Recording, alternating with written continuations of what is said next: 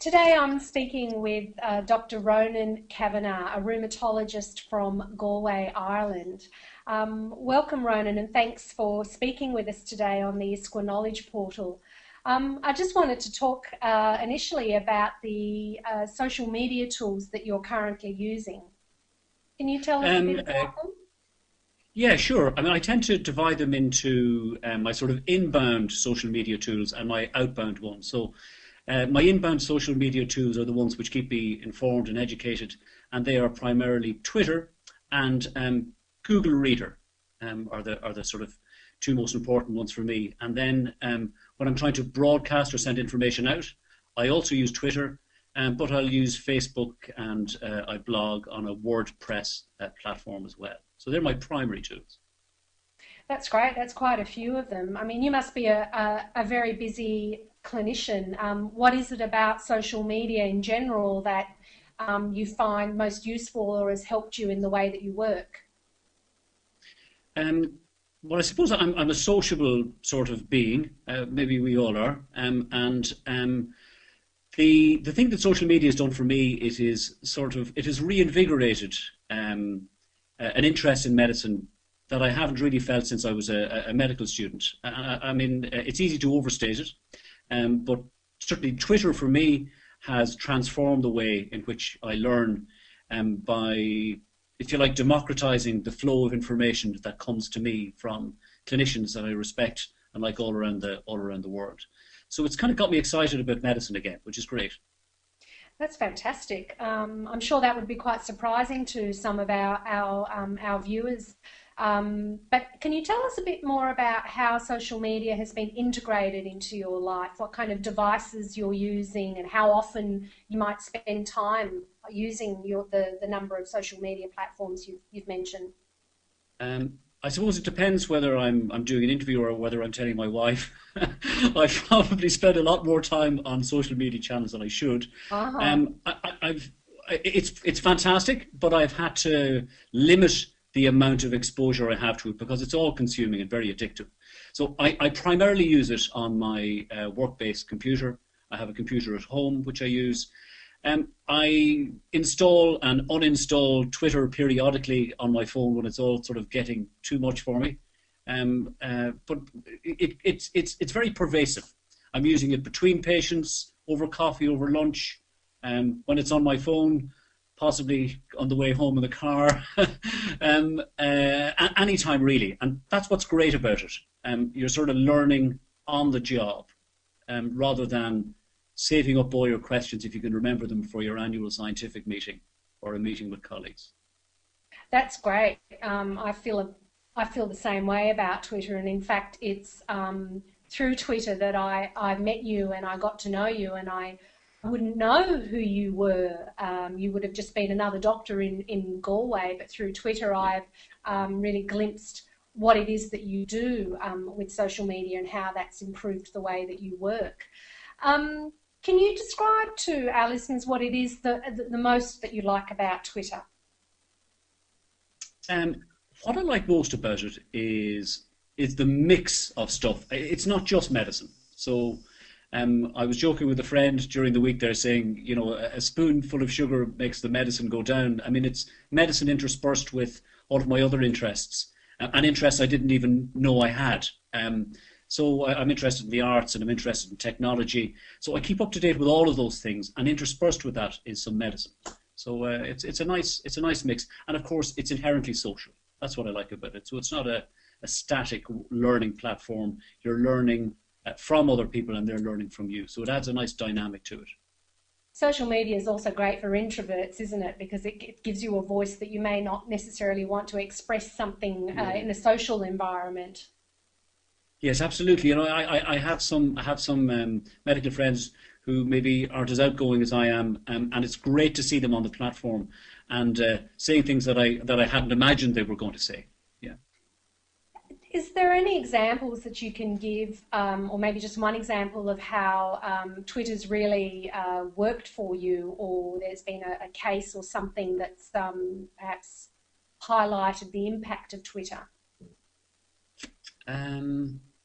I think perhaps using Twitter at medical conferences That's been a real eye opener for me. So, if you like, my posting tweets to a particular hashtag, I thought I was initially just spreading information, but in fact, I realized that in writing the tweets, in sort of thinking about the information I was getting in carefully enough to distill it into 140 characters, knowing that everybody's watching, makes you pay attention in a different way. So it's sort of changed the way in which I learn at medical conferences and also distribute information. Yeah, I agree with you. I'm finding the same when I'm tweeting at a conference. It's almost like writing notes, but you're having to write very concise notes and really think Yes, about what it is that you're listening to and seeing and hearing. It's definitely enhances conference attendance these yes, days, yes. I feel. And Ronan, what have you found Twitter to be useful for professional networking? Yeah, absolutely. I hadn't anticipated it was going to be so useful. But in my day-to-day, I mean, I work in a small private practice in the west of Ireland. There's me and one colleague. We've been working together for 5 years, and you sort of exhaust one another's clinical knowledge after a while. So what Twitter has allowed me to do is to connect with a group of maybe 10, 15 rheumatologists all over the world. I've got a good Twitter pal in Sydney, Erwin Lynn, and we exchange information all the time.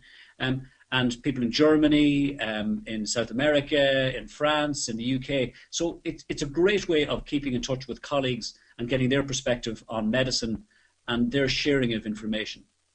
So and also that's within medicine. If you have interests outside medicine, I think what Twitter is wonderful for is exploring the fringes of where medicine meets everything else. So where medicine meets technology, where medicine maybe meets the arts or design or computing. I've met an awful lot of people that there's no way I would have met if I hadn't been on Twitter. There are only so many meetings and conferences you can go to. Yes, I find that the information overload at medical conferences means that I learn a lot more on social media channels than I think I have in the last few years at any of the big US or European specialty conferences I've attended. Because it's live, you do it on the fly, rather than going to a big medical conference. And by the time you get to a big medical conference, you've nearly forgotten the questions it was that you wanted answers to. Yeah. And then there's no filtering at big conferences. It's information overload. So Twitter helps filter. So a lot of our ISQA members probably don't use social media and certainly maybe don't even use Twitter. So are you able to give us any tips, some maybe one or two tips for a beginner clinician using Twitter? Well, the first is just do it. The second is you don't actually have to tweet to be on Twitter. I mean, it helps. But initially, just follow some people. And most people who are on Twitter are just lurkers and they just watch. Also, try and find somebody that you know who's on Twitter, see who they're following, and follow some of their tweets, some of the people they follow, and that'll give you a fairly good flavour. And the other thing is to be patient. You know, you're not going to develop a large number of followers very, very quickly, and you are only going to do so if you're actually producing quality content and if you're saying interesting things yourself. And the other thing is to tweet as yourself. I think you get much better engagement as an individual than you do tweeting as an institution. Yes, thank you. That's I think that's really helpful. There are also a lot of concerns about privacy and confidentiality, particularly between clinician and patient relationships. How have you found that? Because that seems to be a major obstacle for a lot of healthcare workers to take up the use of social media. How have you found juggling the privacy issues and the confidentiality issues? Is it any different to real life? No, I don't think it is. I don't think it is. There's one of the healthcare social media commentators has said basically don't say anything on social media that you wouldn't say in a crowded hospital lift, which I think is quite a good one. Just don't be an idiot. You know, don't post patient details. Don't post identifiable pictures of patients on Twitter. And I also think you have to be very careful how you engage with patients online. In one way, it's quite refreshing to be able to engage with a patient who isn't your patient, but they become a bit like neighbours who can put their head over the garden wall and ask you, a clinical question. And I certainly don't ask direct clinical questions of patients, but I will always try and answer a general question. But you can't do online consults. You can't engage in a clinical way with patients even your own patients on Twitter. It's bad practice, I think. Common Yes, sense dictates, I think. yes, it is all about common sense. Well, thank you very much for your time, and that was very, very useful. And if you're interested in following Dr. Kavanagh on Twitter, look him up. He's there, and he's ready to answer your questions. So thank you. Thank you, Karen.